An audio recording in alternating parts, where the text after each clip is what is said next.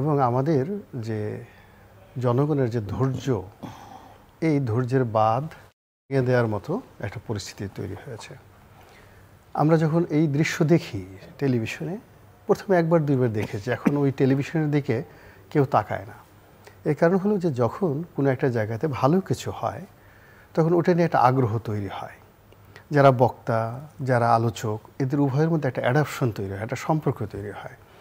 তো এখানে যে কটা সংস্কার কমিশন হয়েছে বা এখন যে ঐক্যমত্য কমিশন হচ্ছে, এই ঐক্যমত্য কমিশনে যারা যান তাদের বডি ল্যাঙ্গুয়েজ এবং যারা ওখানে আয়োজন করেন তাদের বডি ল্যাঙ্গুয়েজের মধ্যে এই দেশের একজন সাধারণ মানুষ আশাব্যঞ্জক কোনো কিছু খুঁজে পায় না। বরং আমার কাছে মনে হচ্ছে যে এই একটা গুরুত্বপূর্ণ সময়, জাতির জীবনের গুরুত্বপূর্ণ সময় তারা খেয়ে ফেলছে এর নাম করে। দ্বিতীয়ত হলো যে এখানে রাষ্ট্রীয় অর্থের অপচয় হচ্ছে। থার্ডলি হলো এখানে এমন কতগুলো বিতর্ক তৈরি করা হচ্ছে যে এই বিতর্কগুলো আগামীতে যেটা পলিটিক্যাল যেটা পরিবর্তন, রাজনৈতিক যে পরিবর্তন কিংবা ক্ষমতার যেটা হস্তান্তর কিংবা আমরা যে একটা ভালো পরিণতির দিকে যে স্বপ্ন দেখি যে আমাদের দেশ একটা গণতান্ত্রিক পদ্ধতিতে উন্নীত হবে, সুন্দর একটা নির্বাচন হবে, যারা শাসন ক্ষমতায় আসবেন তারা অতীতের যে বদ রেকর্ড রয়েছে, বিএনপি, জাতীয় পার্টি, আওয়ামী লীগ, তাদের সমস্ত রেকর্ড থেকে বের হয়ে ডক্টর মোহাম্মদ ইউনূসের নেতৃত্বে যে এই অন্তর্বর্তীকালীন সরকার সেই রকম একটা নির্বাচন উপহার দিবেন। তো সেই নির্বাচনে একটা ভালো ফলাফল আসবে। কিন্তু দিন যত যাচ্ছে আমাদের তত মনে হচ্ছে যে এর সাথে এরশাদ ভালো ছিল, এর সাথে বেগম জিয়া ভালো ছিল, এর সাথে শেখ হাসিনা ভালো ছিল। এবং এই কথাটা আমি আপনি না, এই কথাটা একেবারে পানের দোকানদার থেকে শুরু করে সব লোক এই কথাগুলো বলছে। Number one. নাম্বার টু হলো যে এখানে যে সমস্ত লোকজন নিয়ে আনা হচ্ছে, কেউ হয়তো ডক্টরেট ডিগ্রি, কেউ হয়তো লন্ডন স্কুল অফ ইকোনমিক্স থেকে পাশ করে এসছে, কেউ হয়তো সিঙ্গাপুর ইউনিভার্সিটিতে পাশ করে এসছে। বিশ্বাস করেন এদের এখন অবস্থা এমন হয়ে গেছে, এদেরকে এখন তিতুমির কলেজে এদেরকে ভর্তি নেবে না। তিতুমির কলেজেও এরা যদি ভর্তি পরীক্ষা দেয় এদেরকে কেউ স্টুডেন্ট হিসেবে নেবে না, তাদের এত ব্যাড রেপুটেশন হয়ে গেছে যে এরা কীভাবে ওখান থেকে লেখাপড়া করে আসলো, মানে এদের আচার আচরণ চালচলন। এরপর দেখা গেল যে সরকারের কতগুলো পদ যারে পাচ্ছে তাকে ধরেই সিনিয়র সচিব বানিয়ে দিচ্ছে। মানে এটা একটা রাষ্ট্রীয় পদ পদবি নিয়ে রীতিমতো একটা ফাজলামো। আপনি চিন্তা করেন এখানে অনেক লোক আছে, আমি একেবারে লিখে বলে দিতে পারি এরা প্রিলিমিনারিতে পাশ করবে না। আবার যদি তারা প্রিলিমিনারিতে পাশের এই পর্যন্ত হতে পারতো যদি সর্বোচ্চ এখনকার এই বয়সে, এরা সিনিয়র এই পর্যন্ত হতে পারতো যদি সর্বোচ্চ এখনকার এই বয়সে, এরা সিনিয়র সচিব হয়ে বসে আছেন। ফলে এই যে অনেকগুলো সুপার নিউমারি পোস্ট তৈরি করেছেন doctor Mohammad Yunus, political post, যারা ইসে পলিটিক্যাল পোস্ট কিন্তু এটাকে রাষ্ট্রীয় আবরণে আমলাতান্ত্রিক পদ পদবি দেওয়া হয়েছে সিনিয়র সচিব। রাষ্ট্রের সবচেয়ে বড় কথা, এটা পুরো আমলাতন্ত্রের মধ্যে একটা ব্যাড ইম্প্যাক্ট তৈরি করেছে, অসম্মানজনক পরিস্থিতি তৈরি করেছে। যে একটা লোক দেখা গেল ওটিএনও হতে পারে না। আমার দেখা গেল ইভেন যারা মেম্বার অফ পার্লামেন্ট, যেখানে জনগণ আমাদেরকে 1.5 লাখ 2 লাখ 3 লাখ ভোট দিয়ে আমাদের সংসদ সদস্য বানিয়েছেন, একজন টিএনও যখন দেখে বা ডিসি সাহেব যখন দেখে এমপি সাহেবের লেখাপড়ার মান অত বেশি ভালো না, সে কিন্তু মানতে চায় না, পিছনে পিছনে একটু টিটকারি করে যে জনগণ এই অবস্থায় কী হয়েছে। তো সেই মানে এমপিদেরকে যদি এই অবস্থা হয় তাহলে সেই সকল এমপিদের পাশে বসা তো দূরের কথা, দাঁড়ানো তো দূরের কথা, চোখের দিকে যারা গত 50 বছরের চোখ তুলে তাকানোর সাহস পায় নাই, তাদের বাবারাও তুলে তাকাতে সাহস পায় নাই, এখন তারা সবাই যদি একজন মানে সচিবের বস হয়ে যায়, এটা পুরো আমলাতন্ত্রে কী ধরনের অবস্থা হয়। এখন ধরেন একজন সিনিয়র সচিব, তাকে তো একজন মেজর জেনারেল স্যালুট দিবে। তখন মেজর জেনারেল সে যদি একটা দোতলা স্যালুট দিয়ে গার্ড সাবধান, জিনিসটা দেখতে কেমন লাগে? আমি যারা একটা স্যালুট দেবো, একটা রয়্যাল বেঙ্গল টাইগারকে একটা চড়াই পাখিকে স্যালুট দিতে পারে বলেন তো? এখানে অনেক কিছু ঘটছে, অনেক কিছু দেখছি যেগুলো দেখতে মানে ভালো লাগে না। জিনিস বলেছে, একজন এসে বলতেছে আর আপনি একটা খাবারই নেন, পোলাও খান। আপনি দেখলেন যে পোলাও না, এগুলো সব চিড়িয়া, কতগুলো চিড়িয়া এনে সামনে আপনাকে দিচ্ছে পোলাও বানিয়ে খাওয়ার জন্য। এরকম আসলে এই সরকারের অনেক কিছু হচ্ছে যেগুলোর কথার সাথে কর্মের মিল নাই, কর্মের সাথে ফলের মিল নাই, যেগুলো দেখলে চোখ ব্যথা করে, যেগুলো দেখলে চোখের পাওয়ার কমে যায়, যেগুলো দেখলে খাওয়ার রুচি চলে যায়। ওই যে এখানে দেখলাম যে খাওয়া নিয়ে সবসময় বাঙালিরা ঝগড়াঝাটি করে, ওই কয়েকদিন আগে দেখলাম যে একটা টানাটানি, কিন্তু ওখানে এই যে ঐক্যমতের কমিশনে গিয়ে খাবার পড়ে থাকে, কেউ খেতে চায় না।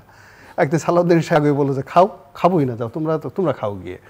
তো যেখানে বাঙালি বিয়ে বাড়িতে বিয়ে ভেঙে যায় ঠিক মতো একটা মুরগির রান্না দেওয়ার কারণে, খাসির মাংসটা চর্বি কম হইলে কেন, মিষ্টি কম হলে কারো বিয়ে ভেঙে যায়, সেখানে তাদের প্রতি মানুষের কতটা বিরক্তি যে সেখানে রাজকীয় খাবার, ওটা তো শাহী খাবার, যে সোনারগাঁ শেরাটন থেকে 5 স্টার মানের শাহী খাবার দাবার ওখানে আনা হয়, সেই খাবার খাওয়ার মতো রুচি ওখানে যারা যায় তাদের নাই। আপনি বুঝতে পারছেন ব্যাপারটা? তো ওখানে গিয়ে এখন যে অবস্থা হয়ে গেছে যে বিএনপির জন্য আসলে এখন একটা গলায় দড়ি দেওয়ার মতো অবস্থা হয়ে গেছে। আমি বিএনপির একজন ক্ষুদ্র কর্মী, ওখানে গিয়ে জনাব সালাউদ্দিন সাহেব বা অন্যান্য যারা গেছেন বিভিন্ন সময়টাতে, তাদের যে দুর্দশা আমি দেখি, আমার ভাগ্য ভালো, আমাকে যদি ওখানে পাঠানো হয়তো আমি বোধহয় এতদিন ইঁদুরের বিষ খেয়ে মারা যেতাম, আমার এছাড়া কোনো উপায় ছিল না। ওখানে গিয়ে এরকম একটা পরিস্থিতি তৈরি হয়। এখন আমার কাছে যেটা মনে হচ্ছে, এটার একটা এভাবে টানাটানি হেঁচা করার চাইতে সরকারের বলা উচিত যে বাবারে আমরা এখন বিপ্লবী সরকার করব, তারপরে শেষে এই বিপ্লবী সরকারে আমরা কি কি আমাদের টার্মস কন্ডিশন থাকবে এটা আমাদের জুলাই যে চার্টার বা আগর চার্টার, এই চার্টারে ঘোষণা করা থাকবে। তোমরা পারলে মানো, না পারলে আমাদেরকে ঠেলা দাও, দেখি তোমরা কি করতে পারো।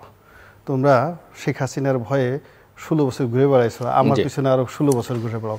এই ব্যাপারটা স্ট্রেট ফরওয়ার্ড ভাবে যদি বলা হয় তাহলে এটা বিএনপির জন্য ভালো, অন্যান্য সবার জন্য ভালো। কিন্তু আদারওয়াইজ এভাবে টানাটানি যদি হয়ে যায় না, আরো দুর্গন্ধ ছড়াতে থাকবে। এখন একটা একটু বর্তমান বাস্তবতায় অপ্রিয় বা অপ্রীতিকর প্রসঙ্গ আলোচনার মধ্যে আনতে চাই, কিন্তু রাজনীতির আলোচনায় রাজনীতির ছাত্র হিসেবে এবং আপনাদের মতো রাজনীতিবিদদের সঙ্গে বহু বছর ধরে ছাত্র জীবন থেকে মেলামেশার কারণে আমার মনে হয় এটা আলোচনা করা দরকার। আমার প্রশ্নটা একদম পরিষ্কার হাইপোথেটিক্যাল প্রশ্ন। আমরা জানি যে আওয়ামী লীগকে করা হয়েছে, তার নিবন্ধনকে স্থগিত করা হয়েছে। আওয়ামী লীগ যদি কোনো কারণে ইলেকশন করতে পারে বা লাভ কার ক্ষতি, আওয়ামী লীগের লাভ ক্ষতির হিসাবটা আমরা বাদী যদি রাখি, অন্যান্য যারা প্লেয়ার আছে, ধরেন বিএনপি একটা বড় প্লেয়ার, জামাত, এনসিপি, অন্যান্য ইসলামিক দলগুলো, বামপন্থী সংগঠনগুলো এবং সুইং ভোটারেরও একটা হিসাব নিকাশ আছে, তারা কোন দিকে ঝুঁকবে না ঝুঁকবে, সব মিলিয়ে আমি একটু আপনাদের দুজনের অ্যানালাইসিসটা বুঝতে চাই যে ধরা যাক আওয়ামী লীগ নির্বাচন করলো, তাতে কার লাভ কার ক্ষতি, আর না করলেও, কারণ ওই আলোচনা করলেই আসলে বোঝা যাবে আওয়ামী লীগ নির্বাচনের বাইরে থাকলে বাকি স্টেক হোল্ডার বা বাকি প্লেয়ারদের লাভ ক্ষতি কী। মিস্টার রহিম হোসেন প্রেস না, অঙ্কের হিসাবে আমরা কোন নির্বাচন তার উপরে কিন্তু একটা নির্ভর করবে। ডিপ্লোম্যাটিক অ্যানসার না, আমি বলছি তাই ছাড়া তো আমি মনে করি যে একটা তাহলে আপনি এইভাবে বলেন নির্বাচন বেশি দেরিতে হলে আমি বলছি, আমি আসছি নিকট ভবিষ্যতে হলে এরকম হবে। যে প্রথমে একটু বলে নেওয়া ভালো না, এটা হয় কি যে যারা শ্রোতা, মানে আপনি যেভাবে কথা বলেছেন একটা তার স্ট্যান্ডার্ডের উপরে দাঁড়াই তো সবাই বিবেচনা করে, নাহলে প্রথমে ভুল বোঝাবুঝি হয়ে যাবে। আমার বিবেচনা মনে হবে যে না আওয়ামী লীগ তাহলে অংশগ্রহণ করছে বা আমরা আনতে চাই কিনা, মানে মানে হ্যাঁ, কিন্তু ওই হাইপোথেটিক্যাল তো বোঝে না, তো এই জন্য আমি কথাগুলো একটু ভেঙেই বলছি। ওইটা আবার বুঝলেও এটা আবার 75 জার্জেট হবে না। পতনের পর এখনো বাম রাজনীতি করতেছেন আর পাবলিক হাইপোথেটিক। অন্য দর্শকদের, সাধারণ দর্শকদের বলছি, প্রথম পয়েন্ট হচ্ছে তাদের নির্বাচনে আসার কোনো পরিবেশ পরিস্থিতিটা দেখি না, এটা বলে নেওয়া ভালো। এই কারণে, কারণ আমরা আওয়ামী লীগকে যতটুকু বুঝি, উনি তো খালি রাজনীতির মানুষ না, এ ব্যাপারে নানা ধরনের গবেষণার কাজ আছে। যে ধরেন ইউনূস সাহেব তিনি থাকলে, সেই নির্বাচন করলে, শেখ হাসিনা এই দলের স্টিল প্রধান, তিনি নির্বাচনে এসে কাউকে বৈধতা দেবেন, এটা কি মনে করার কোনো কারণ আছে? আমি অন্তত পক্ষে একটা রাজনৈতিক কর্মী হিসেবে বুঝি। আমি বলছি এখানে দুটো হিসাব, একটা হচ্ছে যে আওয়ামী লীগের নির্বাচন করতে বাধা নেই, সে নির্বাচন করতে পারলো না, আসলো না, সেটা হলো একটা কথা। আরেকটা হিসাব হচ্ছে যে আপনি আওয়ামী লীগকে নির্বাচন করতেই দিলেন না আইনতভাবে, সে কোনোভাবেই নির্বাচন আসতে পারে। আমরা অবশ্য বিচারের প্রসঙ্গ, বিচার তো আমরা চাই, সবার বিচার চাই। না ঠিক আছে, আপনি যেটা বলছেন এই না, আমি বললাম যে আমি কোনো সম্ভাবনা দেখি না।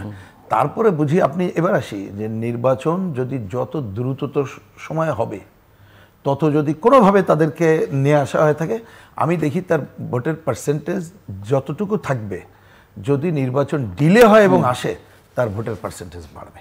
আমি আওয়ামী লীগের লাভ ক্ষতির হিসাব করছেন, আমি হিসাব করছি আওয়ামী লীগ নির্বাচন করলে সিপিবির লাভ কি, সিপিবির লস কি, বিএনপির লাভ কি, বিএনপির লস কি, এনসিপির লাভ কি, এনসিপির লস কি, জামাতের লাভ কি। আমি মনে করি, আমাকে যদি বলেন, তাহলে জেনারেলি যদি বলি যে আমরা রাজনীতির যে জায়গায় আছি, তাতে যদি সবাই অংশগ্রহণ করে, আপনি যে অঙ্কের হিসাবে লাভ ক্ষতি দেখছেন, আমি সেইভাবে একটা তো হচ্ছে নির্বাচনের গুরুত্ব, নির্বাচনের ক্রেডিবিলিটিটা, সেটা তো বরঞ্চ কোনো ম্যানিপুলেটেড জায়গা থেকে, ধরুন একটা ফাঁকা মাঠ, বামপন্থীরা সিপিবি একটা বড় পজিশন নিল, সেইটাকে আমি কোনো লাভ দেখি না। এটাকে অ্যাকচুয়ালি ভবিষ্যতের জন্য এটা একটা বড় ক্ষতিকর জায়গা।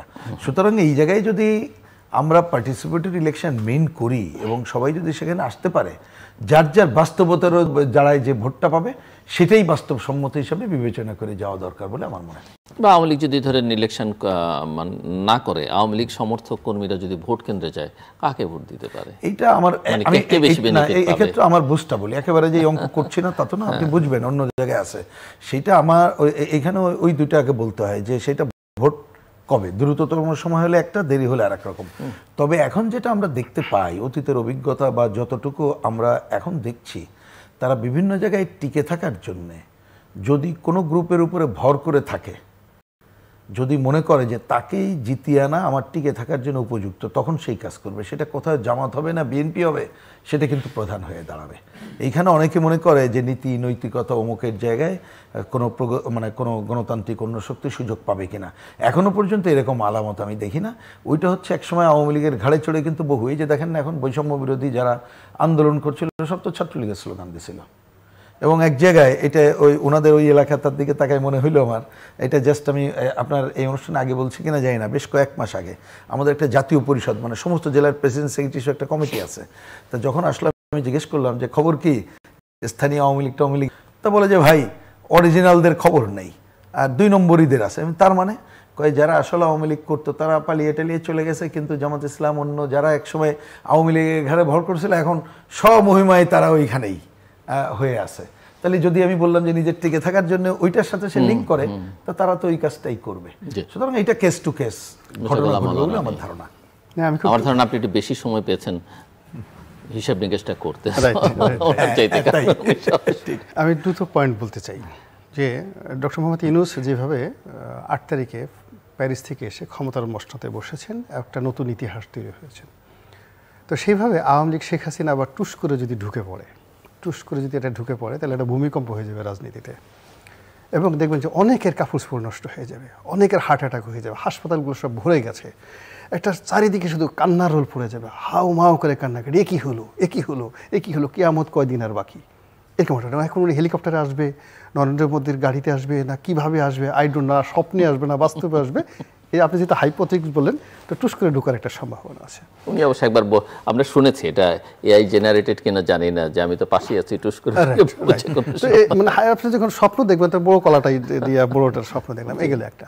সেকেন্ড হলো তাকে পাঠানো হতে পারে বা তাকে আনা যেতে পারে। আমি কিন্তু শেখ হাসিনা বা ওবায়দুল কাদের কোনো নাম ধরে বলছি না, কারণ এরা কে জেলে থাকবে কে জেলের বাইরে থাকবে, আমি দল হিসেবে আওয়ামী লীগ, আমি আমার মতো করে বলছি। তো এই গেল একটা, যে শেখ হাসিনা এবং তার যে পুরো টিমটা, এটা যেভাবে doctor Mohammad Yunus meticulously well design pre planned ওয়েতে এখানে আসছেন, এখন এটা প্রমাণিত। এইভাবে শেখ হাসিনার প্রত্যাবর্তনটাও ম্যাটিকুলাস প্রি প্ল্যান্ড ওয়েতে কারো দ্বারা ইনফ্লুয়েন্স যদি হয়ে যায়, তাহলে এক ধরনের বাংলাদেশের রাজনীতিতে কিয়ামত এবং বিএনপির অস্তিত্ব থাকবে না বাংলাদেশে, যেটা আমি বলছি। বিএনপির অস্তিত্ব থাকবে না, এর কারণ হলো যে বাংলাদেশ থাকবে জামাত থাকবে, এনসিপি লাভবান হবে, এমনকি ডক্টর মোহাম্মদ ইউনূসেরও লাভ হবে আওয়ামী লীগ আসলে যদি এইভাবে হয়। এর কারণ হলো এই যে সারা বাংলাদেশে খুব ম্যাটিকুলাসলি যে কাজটা করা হয়েছে, এই যে শেখ হাসিনার বিরুদ্ধে 300, 400, 500 যে হত্যা মামলা দিয়েছে, কারা দিয়েছে? সব তো বিএনপি লোক দিয়েছে। আওয়ামী লীগের যারা লোকজন, এই যে চাঁদাবাজি, যা দখল ঠকল কারা করেছে, বিএনপি লোক দিয়ে করানো হয়েছে বা বিএনপি লোক করেছে। বিএনপিকে